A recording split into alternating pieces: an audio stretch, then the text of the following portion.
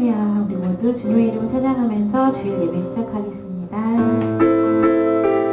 같이 박수 치시면서 함께 찬양해 주셔요. 그날이 도덕같이 이를 주 너희는 너희를 늘 깨어 있으라 잠들지 말아라 주님과 노래하라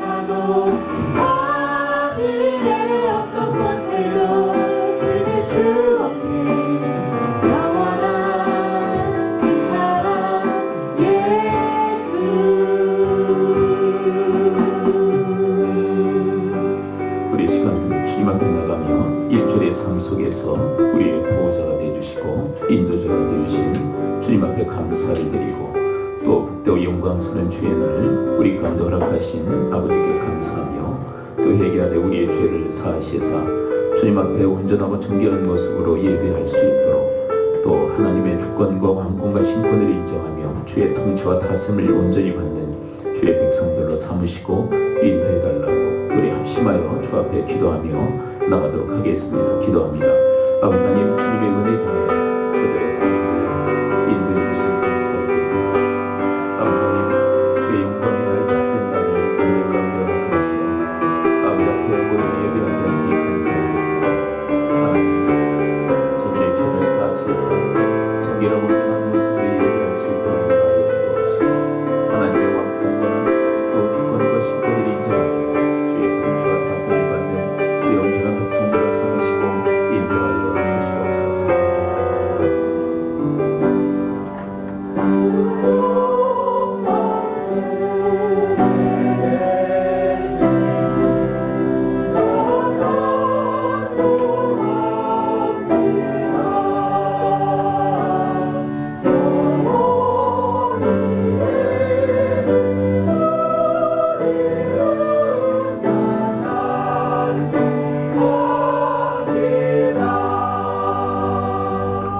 아버지 은혜 중에 저들의 삶을 거주하게 하시고 복되고 영광스러운 아버지의 날을 저들 가운데 허락하시니 감사를 드립니다.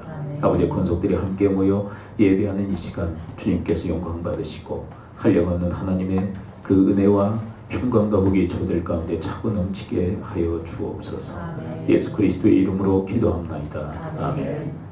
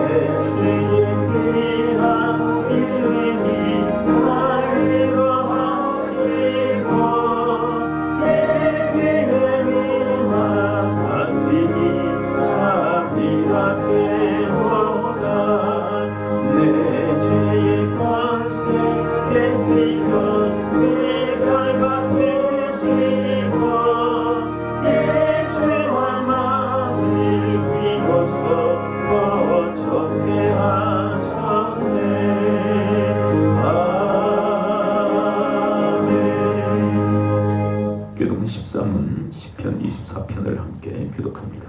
땅과 거기에 충만한 것과 세계와 그 가운데 사는 자들은 다 여호와의 것이로다. 여호와께서 그 터를 바다 위에 세우시며 강물 위에 건설하셨다. 여호와의 산에 오를 자가 누구며 그의 거룩한 곳에 설 자가 누구인가?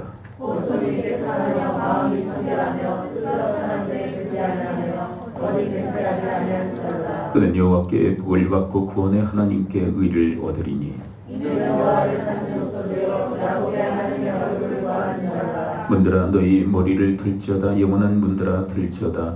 영광의 왕이 들어가시리로다. 영광의 왕이 누구시냐? 강하고 온전한 여호와시요 전쟁에 임하는 여호와시로다. 문들아 너희 머리를 들지어다. 영원한 문들아 들지어다. 영광의 왕이 들어가시리로다. 영광의 왕이 누구시냐? 만군의 여호와께서 곧 영광의 왕이시로다. 아멘. 사도신경으로 우리의 신을 고백합니다. 나는 전능하신 아버지 하나님 천지의 창조주를 믿습니다. 나는 그의 유일하신 아들 우리 주 예수 그리스도를 믿습니다. 그는 성령이 잉태되어 돈유정 하늘에서 나시고 본디오 빌라도에게 고난을 받아 십자가 못 박혀 죽으시고 장사한 지 4일 만에 죽은 가운데서 다시 살아나셨으며 하늘에 오르시어 전능하신 아버지 하나님 우편한 일이 계시다가 거기로부터 살아있는 자와 죽은 자를 심판하러 오십니다. 나는 성령을 믿으며 거룩한 공교회와 성도의 교제와 죄를 용서받는 것과 몸의 부활과 영생을 믿습니다. 아멘.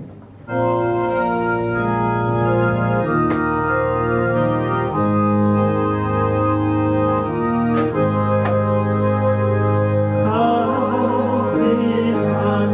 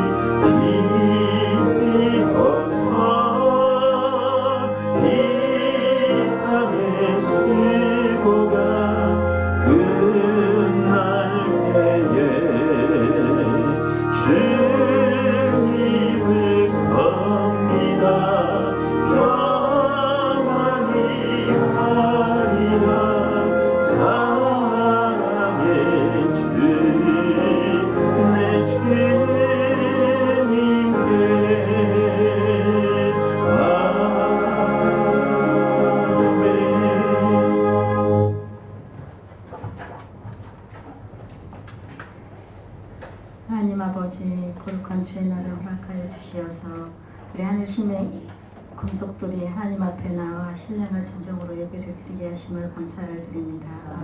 한 주간도 하나님의 은혜를 인도하여 주시고 또한 저희들이 알게 모르게 지은 모든 죄를 용서하여 주옵시고 또 하나님 마음에 합한 예배가 되도록 축복하여 주옵소서. 하나님 아버지 주님의 표값으로 세우신 우리 한시민교회가 벌써 17주년 기념일로 지키며 예배하게 하심을 감사를 드립니다. 우리 교회 한 사람 한 사람이 하나님께서 맡기신 분량대로 최선을 다하여 함께 지어져 가므로 우리 교회를 든든히 세워갈 수 있도록 축복하여 주옵소서. 이 시간 목사님을 축복하며 기도합니다. 영육간에 강건하게 하시고 목회 사역 위에 성령님이 늘 함께하여 주심으로 하나님 마음에 합한 목회 사역이 되도록 인도하여 주옵소서.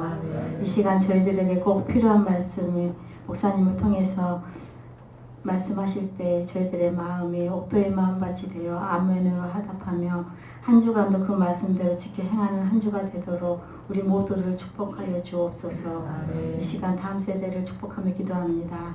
성령님이 함께 하시는 다음 세대들이 되어 어느 곳에 있든지 마음 목숨 뜻 다해 하나님을 사랑하고 이웃을 나 자신처럼 사랑하는 축복의 통로들이 되도록 인도하여 주옵소서. 또 예배 후에 있을 가정교회에도 함께하여 주시고 예배를 돕는 세마 찬양단 사륜성가대 악기팀 식사를 위해 수고한 손길들을 축복하여 주시고 협력하여 선을 이루는 시간들이 되어지도록 인도하여 주옵소서. 감사를 드리며 예수님의 이름으로 축복하며 기도합니다.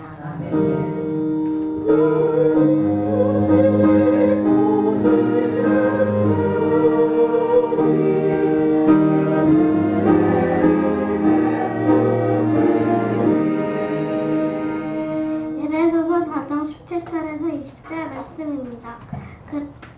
그러므로 내가 이것을 말하며 주 안에서 증거하노니 이제부터 너희는 이방인이 마음에 험한 것으로 같이 행하지 말라. 그들의 초명이 어두워지고 그들 가운데 있는 무지함과 그들의 마음이 굳어짐으로 말미암아 하나님의 생명에서 떠나 있도다. 그들이 감각 없는 자가 되어 자신을 방임하여 모든 더러운 욕심으로 행하되 오직 너희는 그리스도를 그같이 배우지 아니하였느니라. 아멘.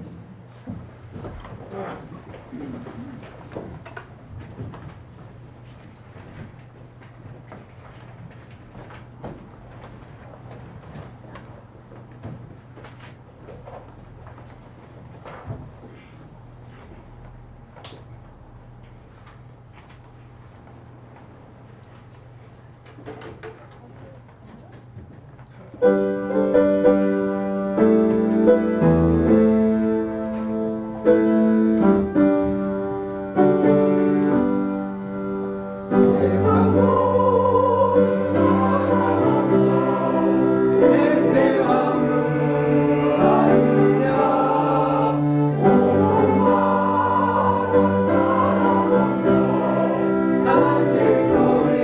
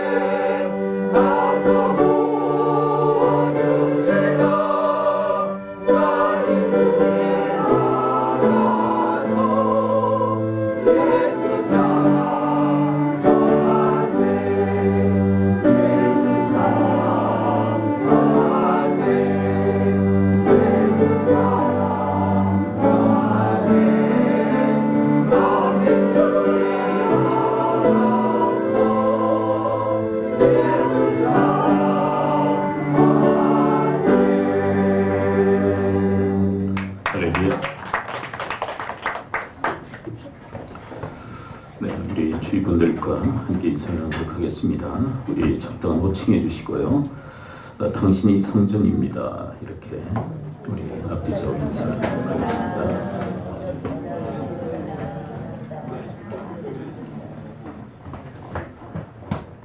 우리가 지금까지는 함께 지어져가는 성전에 대해서 말씀을 들었는데요. 우리는 공동체적 성전이다라는 말씀이죠. 우리가 함께 모여 하나님께서 거하실 처소가 되기 위해서 지어져 나가야 한다. 중요한 그 방편으로는 서로 연결되고 결합되어져야만 할 것을 이야기를 하고 계십니다. 그것은 이 건축물의 상식을 가지고 우리에게 설명을 하시는 거죠. 벽돌 하나하나가 서로 연결되어져서 집을 이루듯이 우리 성도 한 사람 한 사람이 주의 성전을 이루는 벽돌이 되어야 할 것을 이야기를 하고 계십니다. 만일 벽돌이 그 자리에 있지 아니하고 빠져나간다면 건물은 자칫 위험할 수도 있겠죠. 왜냐하면 그 한 공간에 빠져나감으로 연쇄적으로 함께 무너질 수 있는 그런 가능성도 있기 때문에 서로 연결되고 결합되어진 우리 성도들이 그 자리에서 자기의 역량을 발휘한다는 것은 너무나도 중요하다라고 성경은 이야기를 하고 계십니다. 그래서 우리가 분량대로 역사하여 연결 또 결합되어 함께 지어져 가야 할 것을 이야기를 하고 계시죠. 사실 우리의 분량이 뭐 큰 분도 있겠고 또 작은 분들도 있을 거예요. 그런데 우리에게 기본적으로 주께서 말씀하시는 것은 무엇이냐면 각자의 분량대로 먼저 역사할 것을 이야기를 하고 계시죠. 자, 그리고 우리에게 그 이상을 우리에게 또 요청하십니다. 우리가 새벽에 말씀을 들으신 분들은 기억하실 것입니다. 분량대로 역사할 뿐만 아니라 또한 남의 짐까지도 또 져줄 수 있는, 왜냐하면 연약한 또 부족한 심령들은 자기의 짐을 제대로 질 수가 없어요. 그렇다면 그 몫은 누가 감당할 것인가? 믿음이 강한 자, 바로 믿음의 역량이 좀 넘치는 사람들이 자기의 짐을 감당할 뿐만 아니라 남의 짐까지도 감당해 줄 것을 우리에게 이야기를 해주고 계신 것이죠. 그래서 서로 함께 지어져가는 성전이 되기를 하나님께서 우리에게 바라신다는 것입니다. 자, 그렇다면 공동체적 성전만 있는가? 성경에서는 우리 각자가 또한 하나님의 성전이다라고 이야기하고 계시죠.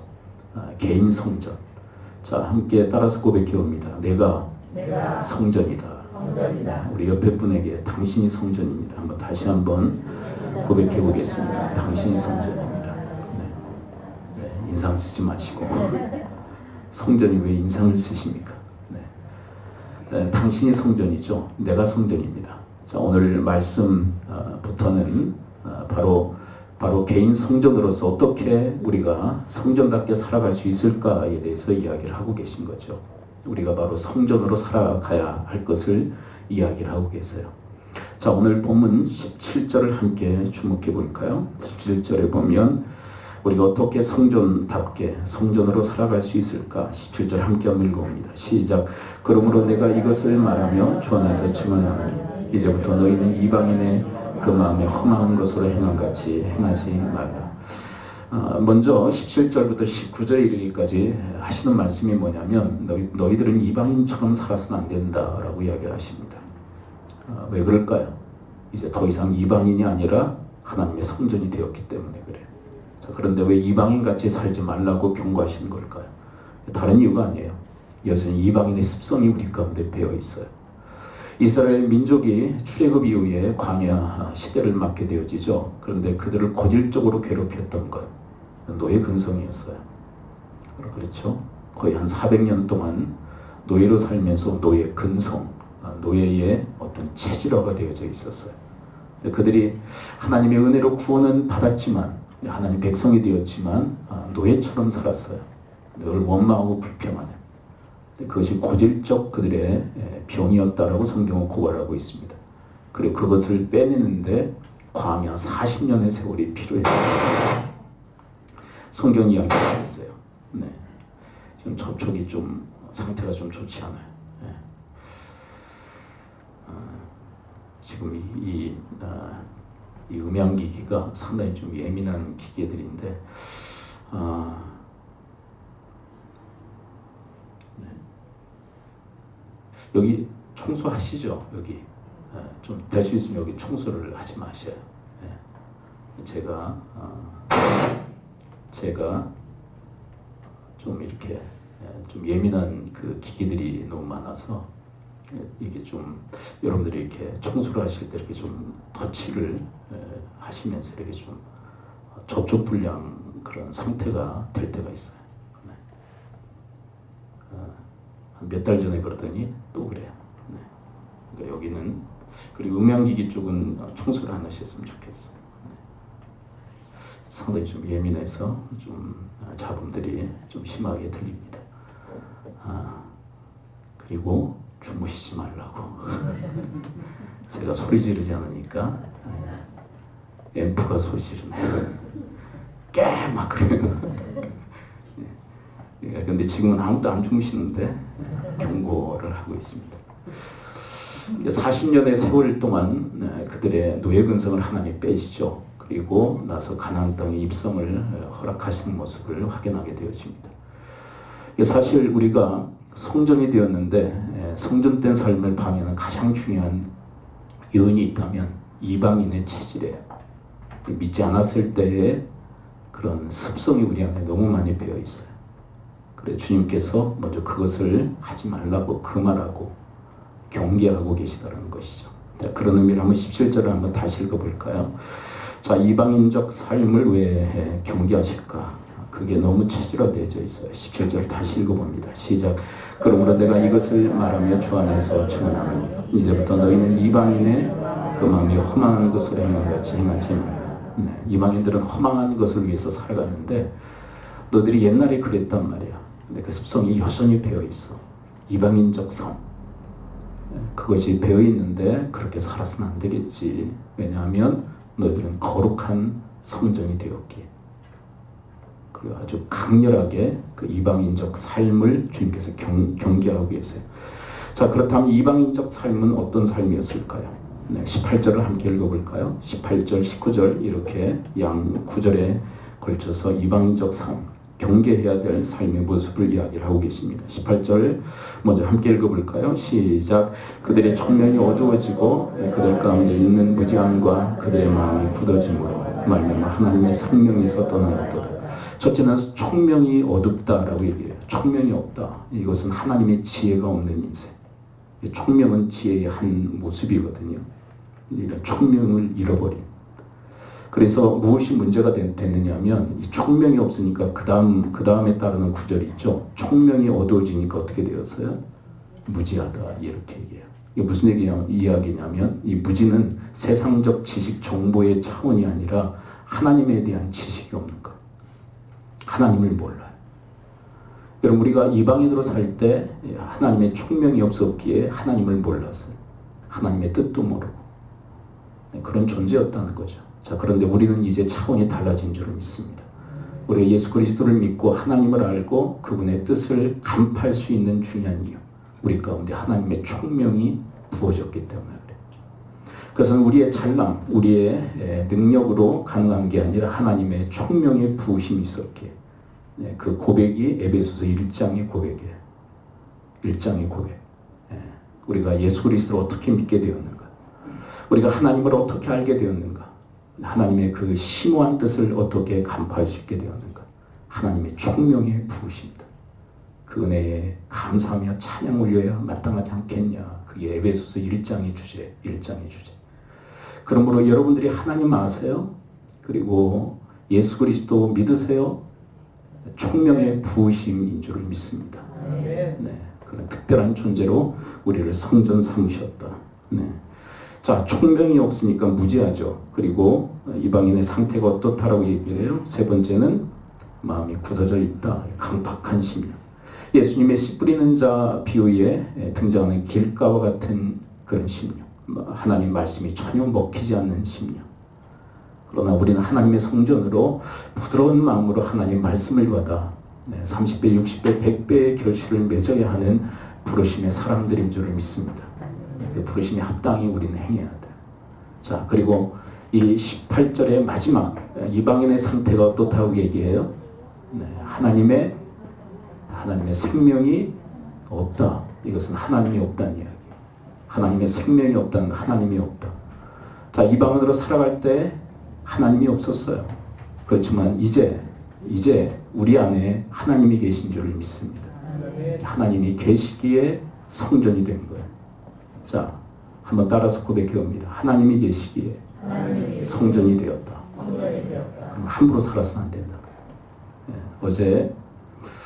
어제 인기리에 방영되어지는 그 KBS 드라마가 있어요. 네, 최수종 씨가 나오죠. 네. 하나뿐인 내 편. 오늘 이제 최종 결말이 납니다. 근데 최수종 아내 되시는 분이 임신을 하시죠. 근데 아기를 가지니까 모든 걸 조심하더라고. 아기를 가지니까 모든 걸 조심. 약 먹는 거, 술도 다 끊고, 술 먹으려고 하니까 못 먹게 하더라고. 약 준다고 그러니까 노 하더라고. 왜 그럴까요? 자기 안에 뭐가 있기에? 아기가 있기에. 모든 걸 조심하죠. 그런 것처럼 하나님 아버지가 우리 안에 계시기 때문에 조심하며 살아가는 존재다. 그게 우리 크리스천들이라는 거예요. 막 함부로 산다는 것은 성전으로서 합당하지 않다라고 이야기를 하고 계신 거예요. 자, 그 다음에 19절을 읽어볼까요? 4장 19절 이방인의 상태가 어떠한가? 자, 19절 함께 읽어봅니다. 시작. 그들이 감각 없는 자가 되어 자신을 방탕에 방임하여 모든 더러운 것을 욕심으로 행하네. 사실은 이것은 한 묶음이에요. 근데 조금 세부적으로 얘기한다면 첫째는 감각 없는 자였습니다. 감각이 없다는 것은 양심의 이 감각 흐름이 양심이 전혀 작동하지 않는 그런 상태.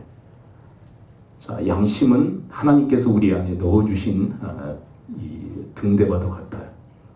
그래서 우리로 하여금 삶의 길을 알게 하시죠. 참과 거짓을 구분하게 만들어 주십니다. 근데 이 양심적 감각이 없다는 거예요. 전혀 작동하지 않아요. 그래서 빠지는 게 뭐예요? 자, 이것은 한 덩어리라고 그랬죠. 이 양심적 감각이 없기에 어떻게 해야 됩니까? 네, 성경을 보셔요. 네, 성경. 양심적 감각이 없으니까 어떻게 됩니까? 자신을 방탕에 방임하며. 방탕한 인생을 살아간다.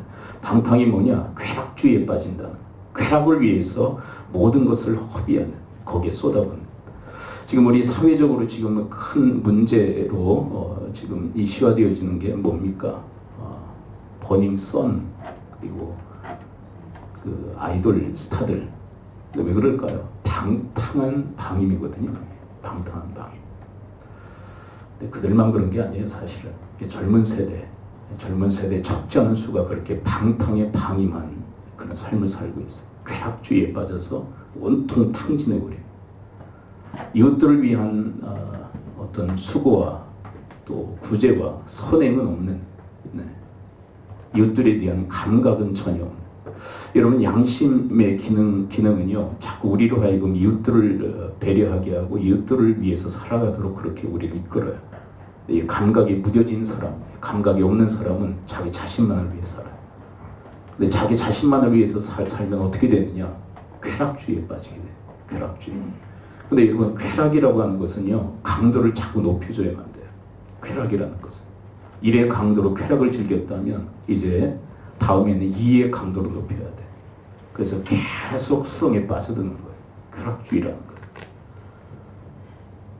여러분, 지금 거명되는 그 아이들만 지금 문제가 아니에요, 사실은. 적지 않은 이 젊은 세대. 근데 젊은 세대만 또 그런 게 아니라는 거 아시죠? 작년 세대들도 그런 방탕에 방임된 삶을 살아가는 이들이 있는 거예요. 완전히 쾌락주의에 함몰된 인생.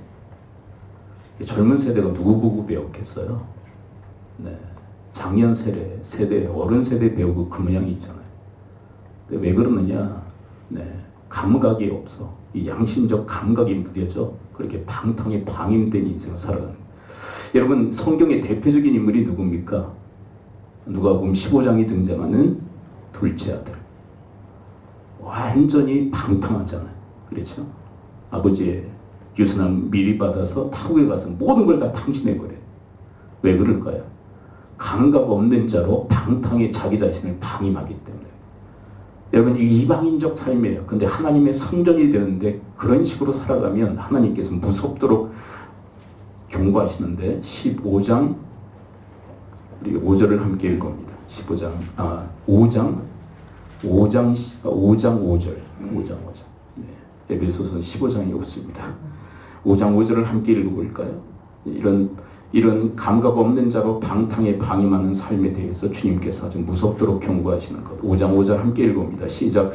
너희도 정녕 이것을 알거니와 음행하는 자와 더러운 자, 탐하는 자, 곧 우상 숭배자는 다 그리스도와 하나님의 나라에서 기업을 얻지 못하리. 여러분, 하나님 나라에서 기업을 얻지 못한다라는 것은 상당히 이 원래 원문과는 조금 가볍게, 원문과는 다르게 가볍게 지금 표현되어져 있는 거예요. 하나님 나라에서 기업을 얻지 못한다 그러면 하나님 나라는 가는데 거기에서 얻어지는 기업은 없는 게 아닌가, 이렇게 해석할 수 있는데 이것은 정확히 이런 해석이어야 돼요. 하나님의 나라를 기업으로 얻지 못한다. 하나님의 나라를 기업으로 얻지 못한다. 이런 방탕에 방임된 인생을 살아가는 자들, 그들은 하나님의 나라가 없다는 거예요. 이게 무섭도록 하나님 책망하시는 거예요. 이게 누구냐? 이방인들을 대상으로 해서 이것을 경고하시는 게 아니에요. 믿음의 사람들, 크리스찬들에게 경고하시는 거예요. 너희들 방탕에 방임된 인생을 살아. 하나님의 성전으로서. 여러분, 고린도전서 3장에서 이야기를 하시죠. 성령을 모신 성전으로서 너희들을 더럽히면 내가 너희들을 멸하리라. 무섭도록 책망하시죠. 그렇게 살면 안 된다는 거예요. 방탕에 방임돼. 여러분, 지금 누구예요? 카톡에 이제 자기가 저질렀던 모든 것 다 올려가지고 까발리면서 이제 자랑했던 그 아이가 있죠. 실명은 거론하지 마세요. 큰일 나요. 네, 사실 이게 여러 가지 또 걸릴 수도 있더라고요. 실명은 거론하지 마세요. 네. 근데 법적으로 걸리는 거죠. 법적으로. 근데 좀 죄송하지만 여러분, 근데 걔만 방탕한 게 아니에요, 실은. 법에만 안 걸리면은 안 돼, 괜찮은 겁니까? 법에만 안 걸리면 괜찮은 거예요? 걔는 법에 걸려서 지금 문제가 되죠. 그러면 법에 안 걸리는 애들은 문제가 안 되는 겁니까?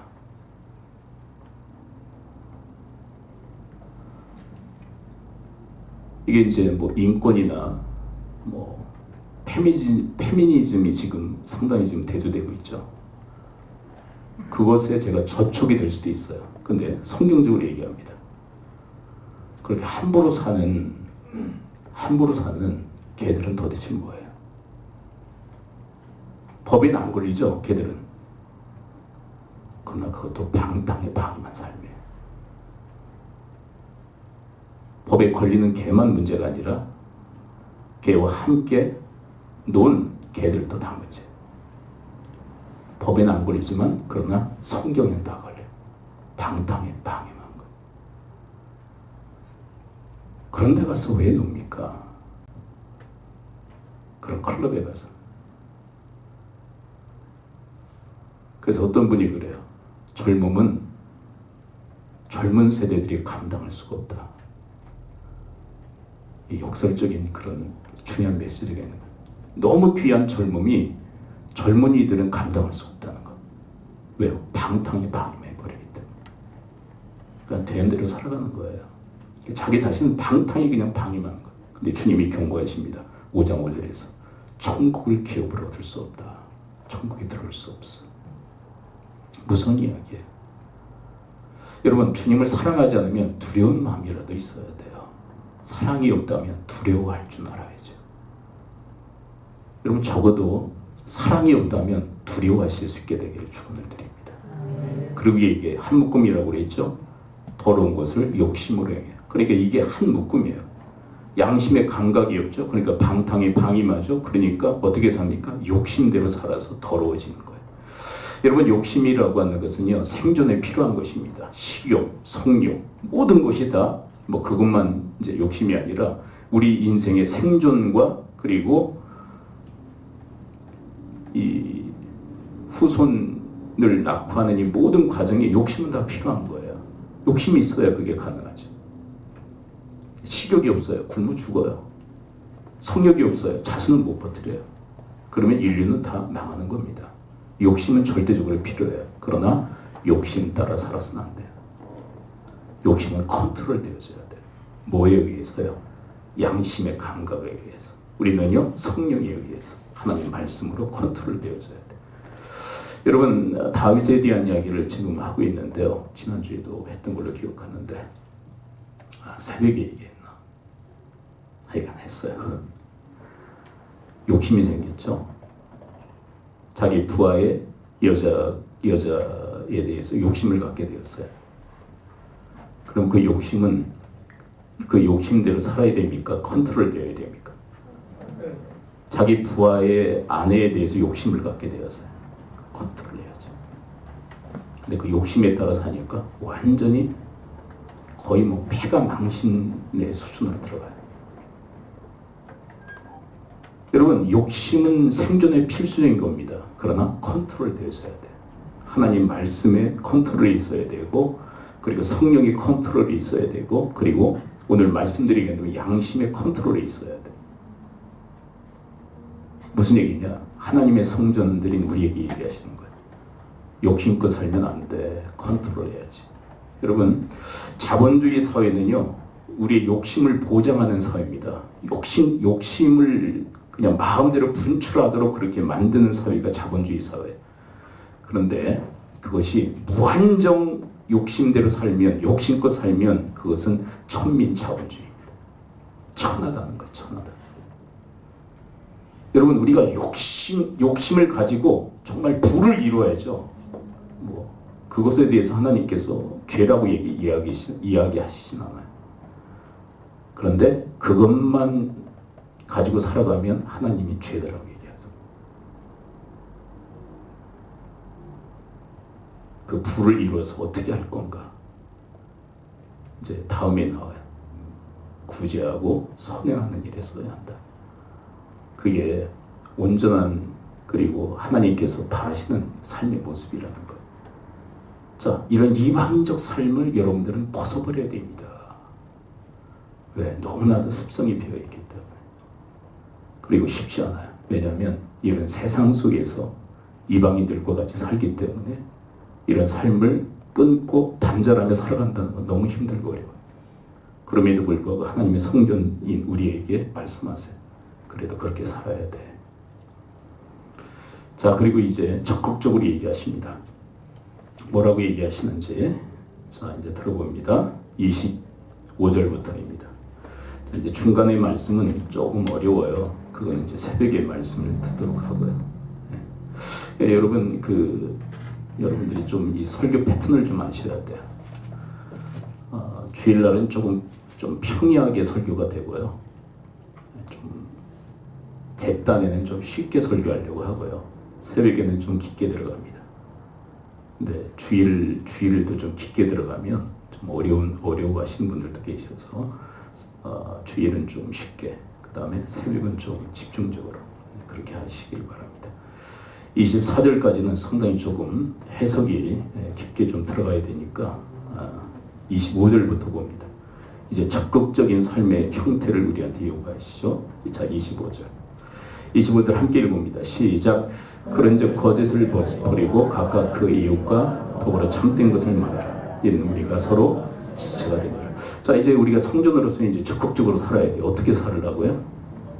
네. 자, 지금까지는 뭐라고 그랬어요? 이방인의 삶을 살아서는 안 된다. 이제 지금부터는요, 성전으로 살아야 된다. 첫째가 뭐예요? 거짓을 버리고 참된 말을 해야 됩니다. 그 다음에 여러분, 참과 거짓을 가르는 기준이 뭡니까? 이제 중요한 질문이에요. 정신을 좀 똑바로 차리고 들으셔야 돼요. 참과 거짓을 가르는 기준이 뭐죠?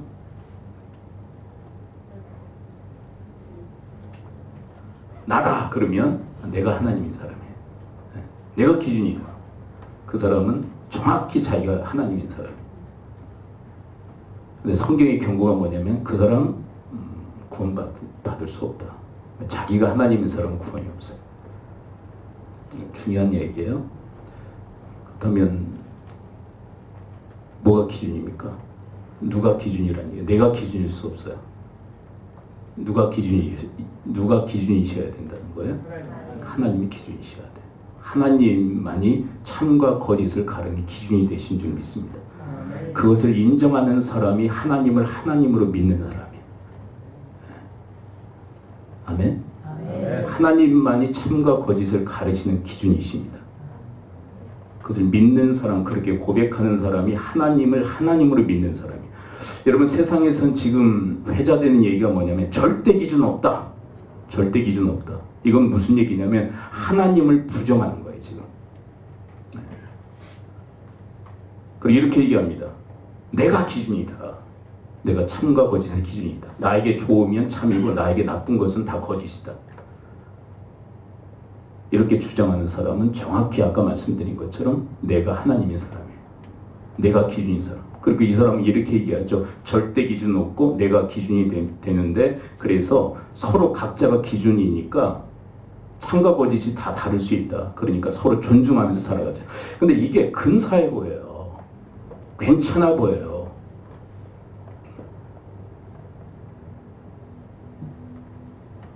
근데 여기에서는 진정한 참과 거짓을 구분할 수가 없어요. 왜? 다 제각각이에요. 나에게 좋으면 참이고 나에게 나쁘면 다 거짓이라고 다 치부해버려요. 여기서 엄청난 충돌들이 일어납니다. 존중이요?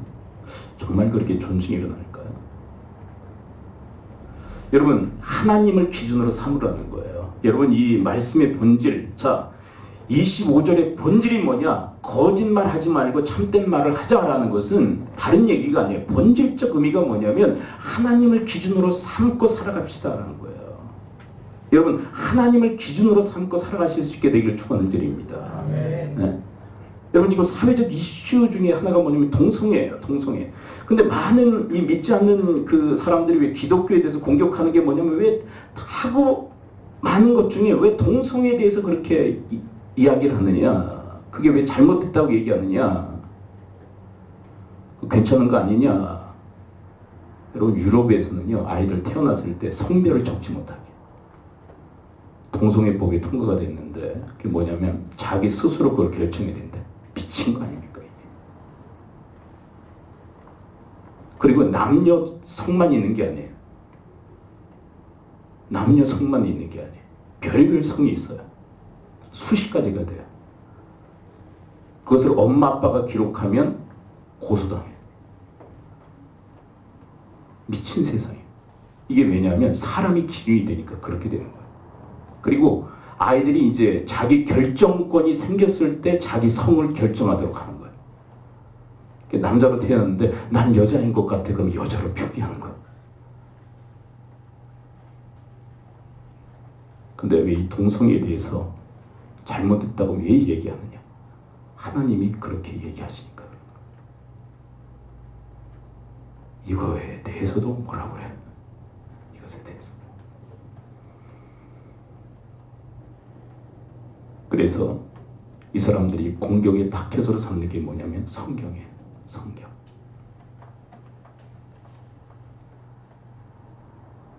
무슨 일이죠?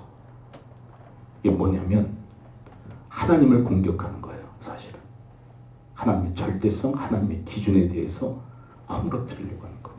근데 기억하셔야 돼요. 여러분, 이 기준이 무너지면 세상은 무너져요. 기준이 없으면 세상은 무너져요. 절대 진리, 절대 가치가 없다고요? 왜요? 세상엔 그런 것들이 얼마나 많습니까? 여러분, 만유인력의 법칙이 있죠. 그것도 절대 진리예요. 절대 진리가 없다고요? 절대 진리죠. 그건 이론이 아니에요. 그건 진리지. 그래서 우리가 지금 땅바닥에 다 붙어 사는 거예요. 네. 다 붙어 살죠. 얼마나 큰 복인지. 아, 목사님, 만유인력의 법칙이 없으면 다 날아다닐 텐데요. 여러분, 다 떠 있으면 어떻게 살아요? 다 떠 있으면 우주 공간입니까? 만유인력의 법칙을 하나님 만드셔서 우리를 땅바닥을 딛고 살아가게 하신 줄 믿습니다. 네, 정착해서 이거 다 떠돌아다니면 이거 어떻게 해요? 이게 통제가 됩니까? 여러분, 거짓말 하지 말고 참말을 하십시오라고 하는 것은 하나님이 절대 기준이십니다라는 얘기야. 이것을 인정하고 살아가느냐. 그 다음에 볼까요? 26절을 봅니다. 26절을 함께 읽어보죠. 26절 시작. 분을 내어도 죄를 짓지 말며 해가 지도록 분을 품지 말고 27절까지 마귀에게 틈을 주지 말라. 네. 여러분, 분내는 거는 죄일까요? 죄가 아닐까요? 성경을 보셔야 돼요. 죄는 아니에요. 여러분, 분노를 갖는 것이 죄다 이렇게 얘기하잖아요. 그래서 어떤 분은 분노를 품었다고 해서 자꾸 자기를 정죄해요. 죄가 아니에요. 근데 어떻게 할 때 죄가 되느냐? 분노가 발전해서 죄가 돼요. 그렇게 해서는 안 된다. 그럼 여러분, 분노가 발전해서 죄가 되는 경우가 어떤 경우일까요? 자, 하나님도 분노하실까 안 하실까요? 분노하시죠? 네. 하나님도 분노하세요. 근데 여러분, 하나님의 분노는 어떤 분노입니까? 하나님의 분노. 하나님의 분노는 의분이라고 얘기해요. 의 때문에 하시는 분노. 그래서 죄인들에 대해서 분노하시죠. 그리고 진노로 심판하시죠. 그건 뭐예요? 죄에 대해서. 그러면 여쭤볼까요? 우리 사람의 분노는 의분입니까? 자, 사람의 분노는 의분입니까? 그럼 왜 분노하십니까? 의 때문에 분노하세요? 아, 저 죄인들 그러니까 분노하십니까? 따라서 고백합니다. 인간의 분노는 자기 마음에 안 들 때다. 의분이요? 아니에요. 죄 때문에 아니에요. 뭐냐면 내 마음대로 안 될 때 분노를 해요. 그러니까 누가 기준이에요 지금? 자기가 기준이에요. 내 마음대로 안 되니까 막 분노하는 거예요. 저 인간이 내 마음대로 안 돼.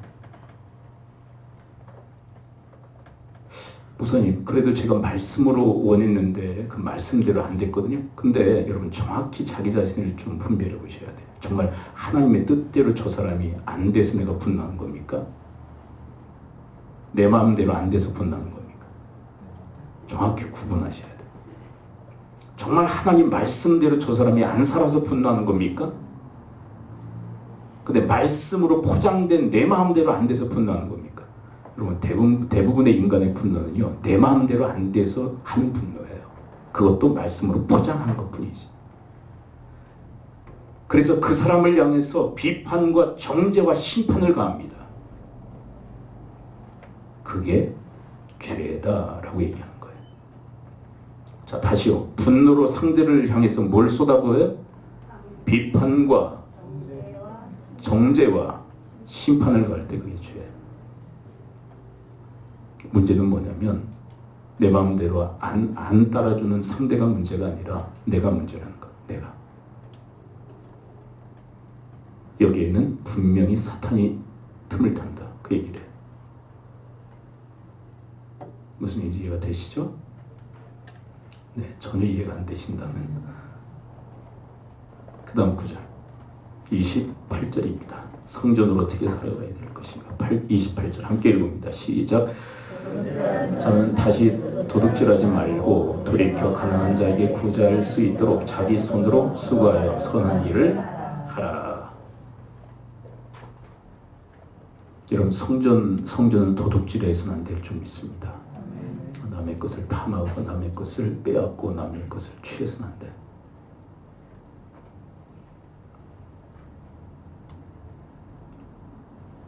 자, 그런데 하나님이 얘기하십니다. 그건 그냥 부정령이죠. 안 하는 것 정도로 머물러 있어서는 안 된다. 적극적인 행동을 우리에게 요구하십니다. 뭘 요구하시죠? 안 하는 것으로 충분하지 않아요. 뭐라고 얘기하세요? 가난한 자에게 구제할 것이 있기 위하여 수고하십시오. 아멘. 네. 가난한 자들을 구제하기 위해서 수고하십시오. 이게 크리스천 하나님의 성전들의 인생 목적이다. 그렇게 얘기해요. 우리 대부분의 사람들은요, 생존을 위해서 수고합니다. 먹고 살기 위해서 수고합니다. 그게 잘못됐다는 얘기가 아니에요. 잘못된 게 뭐가 있어요? 먹고 살기 위해서 일하는데. 근데 하나님은요, 우리 하나님의 성전들에게 그 이상을 요청하세요.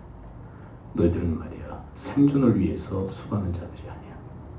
그러니까 이 말씀은 생존을 책임져 주시겠다는 거예요? 안 하시겠다는 거예요?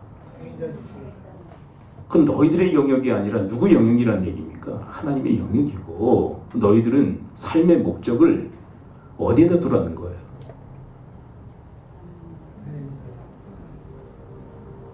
뭐라고 하시는데 뭐라고 하시는지 전혀 안 들립니다. 28절의 마지막 그 멘트를 보셔요. 멘트 마지막 구절을 보세요. 28절의 마지막 전체 다시 읽어보고 마지막 이것이 목적이 되어야 된다는 이야기래요. 28절 다시 읽어봐요. 시작. 도둑질하는 자는 다시 도둑질하지 말고 돌이켜 가난한 자에게 구제할 수 있도록 자기 손으로 수고하여 선한 일을 하라. 이 토탈 뭐예요? 선한 일이 우리의 목적이 되어야 합니다. 그리고 그걸 설명한 거예요. 선한 일이 목적이 되어 우리는 수고해야 됩니다. 우리 금요일에도 말씀드렸었죠. 우리 다니엘 기도회 때 션이라고 하는 그 연예인이 그 참여를 해서 어떻게 사는지, 그분이 이 인생에 구제를 위해서 돈을 벌어요. 그래서 1000몇 명의 자녀를 두고 영적인 결연을 맺어서 그들을 돕는 거죠. 여러분, 지금 매스컴을 통해서 지금 이름이 나오고 있는 방탕에 방임하는 그 아이들과 그 션이라고 하는 하나님의 그 아들의 그 삶은요, 완전히 차원이 다른 거 아닙니까? 방탕에 방임한 아이들은요, 자기들만을 위해 사는 거예요. 뭐라고 얘기합니까? 성경은 더러운 욕심을 따라 살아간다. 더러운 욕심을 따라.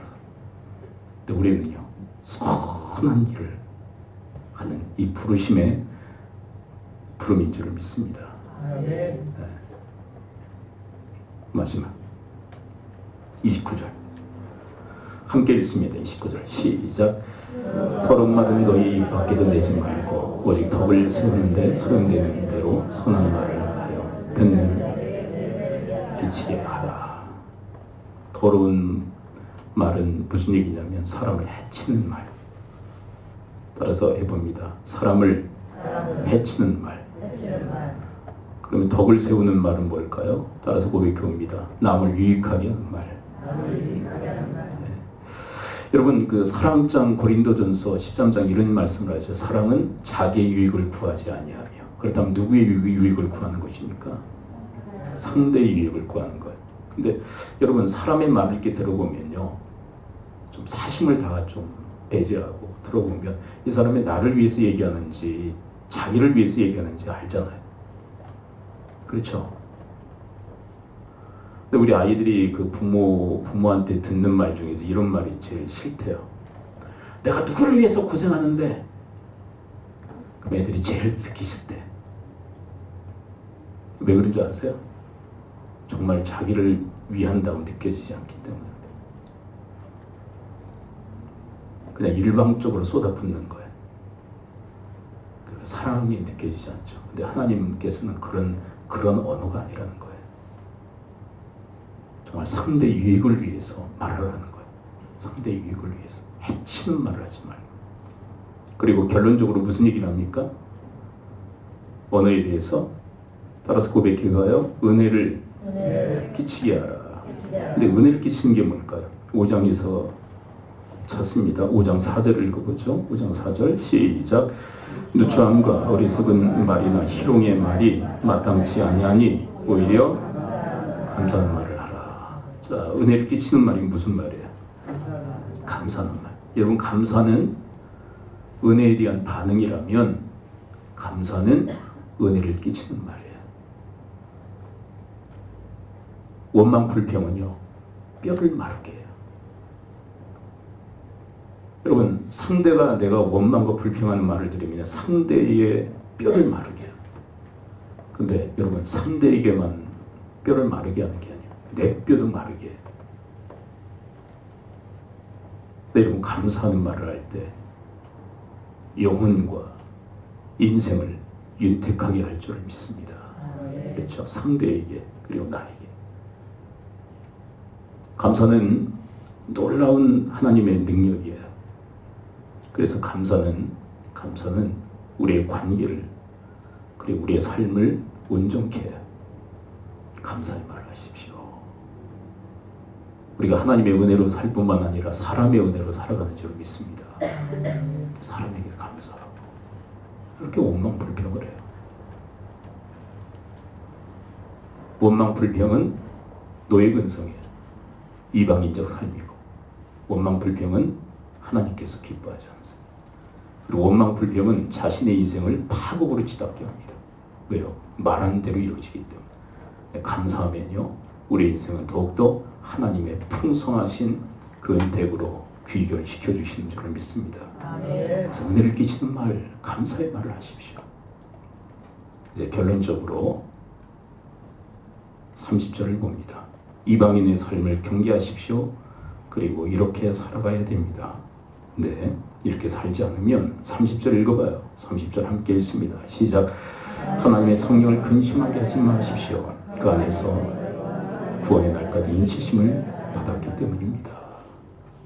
여러분 이방인의 삶을 계속 살고 하나님이 말씀하신 이 말씀대로 살지 않으면 우리 안에 계신 성령님이 근심하세요.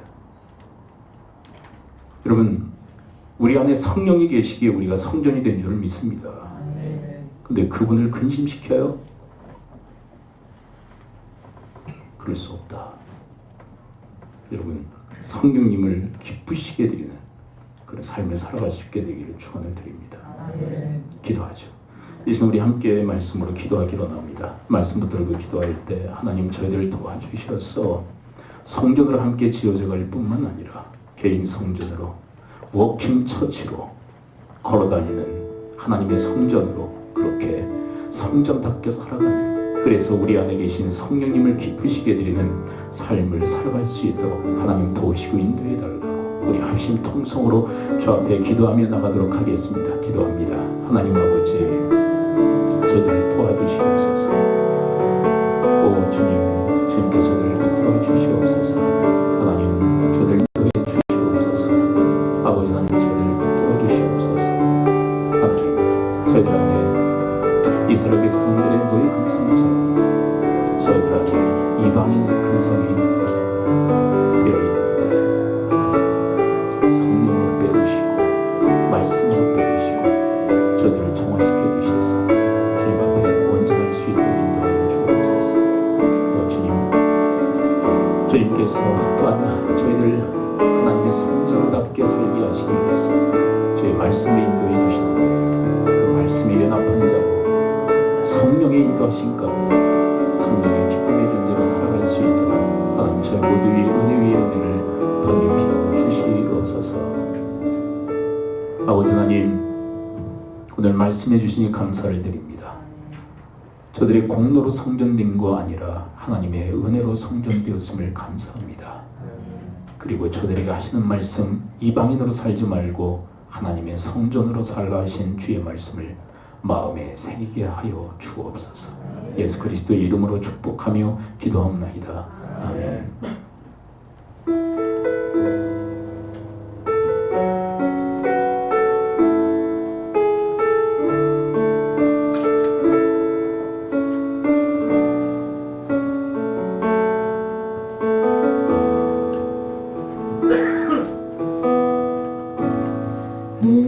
의지했던 모든 것 변해가고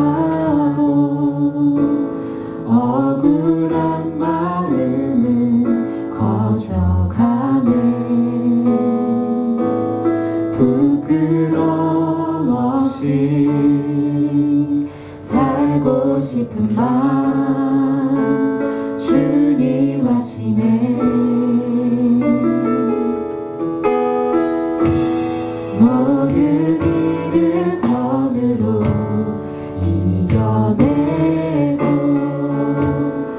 죄의 유혹을 따르지 않네.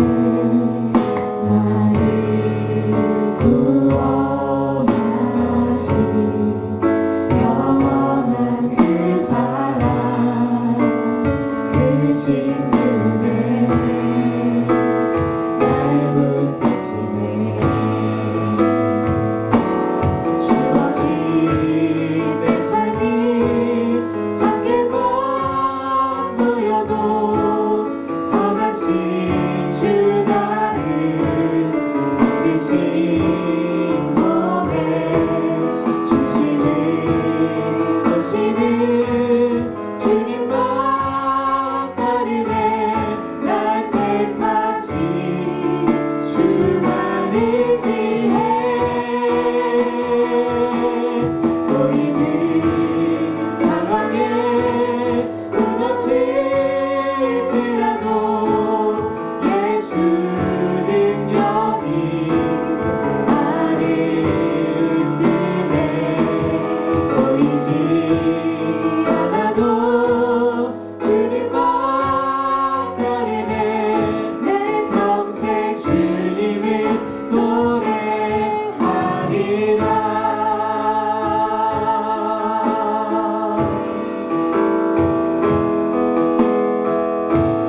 모든 일을 선으로 이겨내고 죄의 유혹을 따르지 않네. 나를 구원하신 영원한 그 사랑, 그 신분에 날 붙드시네. 주어진 내 삶이 작게만 보여도 선하신 주 나를 이끄신 몸에 중심을 보시는 주님만 따르네. 날 택하신 주만의 지혜, 보이는 상황에 무너질지라도 예수 능력이 나를 이끄네. 보이지 않아도 주님만 따르네. 내 평생 주님을 노래하리라. 보이는 상황에 무너질지라도 예수 능력이 나를 이끄네. 보이지 않아도 주님만 따르네. 내 평생 주님을 노래하리라.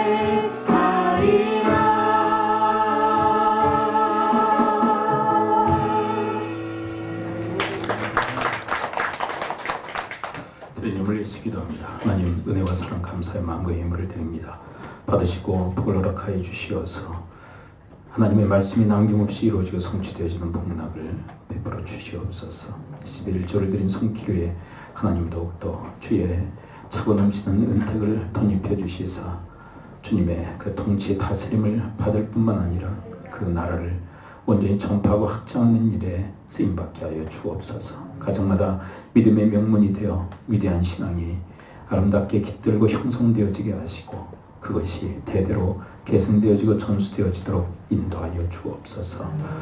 이 시대에 아파하고 깨어지는 수많은 가정들, 어찌할 바 몰라 발만 동동 구르는 그런 수많은 가정들을 주께로 돌아오게 하는 하늘의 별과 같은 그런 존재들, 그런 가정들로 주님께서 또한 아름답게 사용하여 주시옵소서.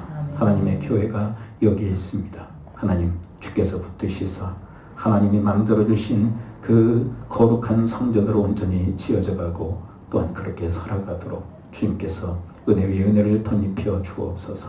사회생활 가운데 함께해 주시사 수많은 사람들을 유익되게 하고 축복하는 사역이 되게 하여 주옵시고 또한 저희들 자신에게는 하나님으로 인해서 기뻐하고 즐거워하는 찬양의 사역이 되게 하여 주옵시고 궁극적으로 하나님께는 큰 영광 돌리는 사역이 되어지도록 주님께서 은택을 덧입혀 주옵소서. 우리 자녀 세대 가운데 주님께서 늘 함께하여 주옵시고 하나님의 성전으로 아름답게 지어져 가며 또한 이 땅 척박하고도 황량한 이 시대 그리고 저희들에게는 너무나도 비우호적인 이 세상 속에서도 주님의 성전으로 주님의 사람들로 당당히 살아갈 수 있도록 하늘의 능력과 지혜와 부으심의 은총이 함께하여 주시옵소서. 우리 부모 세대 위에 주님께서 하늘의 영광을 덧입혀 주옵시고 하나님의 평강을 더하여 주시사 맡겨준 그 삶의 여정을 끝까지 완주할 수 있도록 주님께서 날마다 힘이 되어 주시옵소서. 주의 날 이름도 없이 빛도 없이 주님의 몸된 재단을 섬기기 위해서 동분서주하는 아버지의 권속들이 여기에 있습니다. 하늘의 보고를 여시사 물붓듯 부으시사 차고 넘치는 은택의 사람들 되어지게 하옵소서. 이 모든 말씀 우리 주 예수 그리스도의 이름으로 축복하며 기도합나이다. 아멘. 광고 말씀드립니다. 여러분들 주보를 참조해 주시기 바랍니다. 오늘은 우리 교회 17주년 기념 주일입니다. 말씀 멘토링 멘토 모임은 다음 주 오후에 모임을 갖도록 하겠습니다. 그리고 이따가 우리 각 가정교회 모임 가지신 다음에 우리 가장들의 아내분들은 잠깐 모임을 갖도록 하겠습니다. 긴급 좀 논의할 사항들이 있으니까요. 잠깐 본당에서 모여주시죠. 끝나고 본당으로 좀 잠깐 모여주시고 한 몇 분 이렇게 좀 상의하시면 될 것 같습니다. 네, 뭐 준비했나요? 예, 우리 들어오도록 할까요?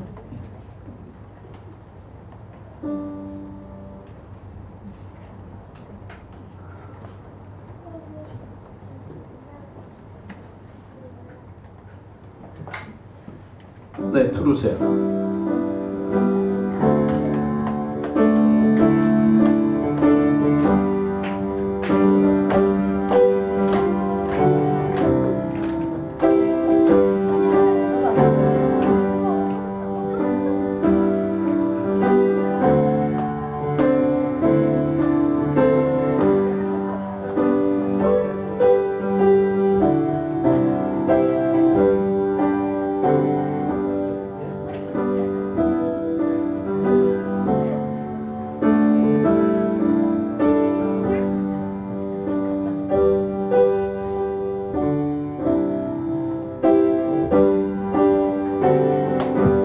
자, 호하고 끄겠습니다.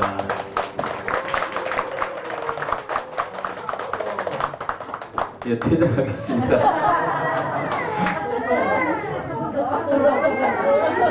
예, 위에 올라가서 한 번 더 해주세요.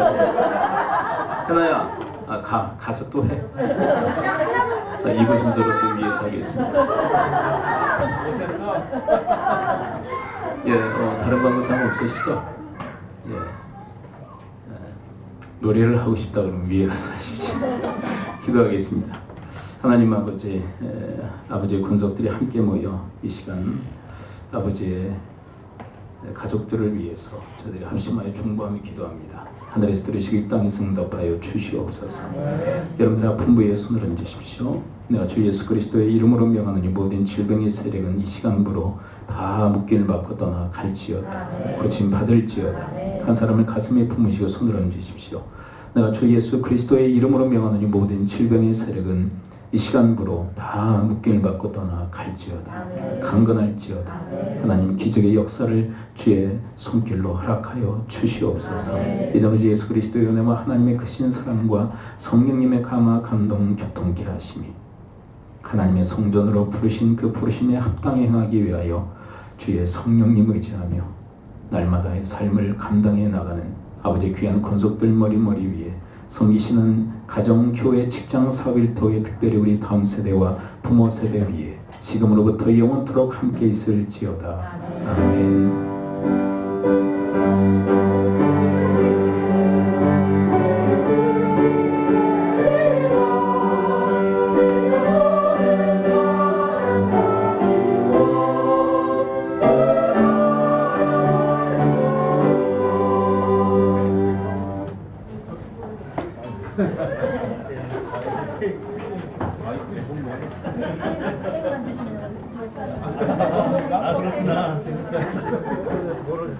아유 안녕하세요. 네. 아유 안녕하세요. 아유 정민이가 있네. 아, 여기 아파가지고 감기 걸렸어요. 아유 안녕하십니까.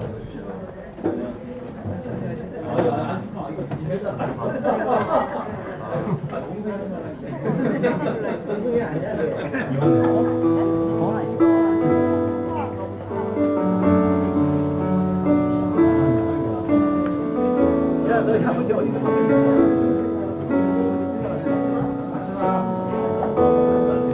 세계 오고 이제 톱밥 나와가지고 세계다가.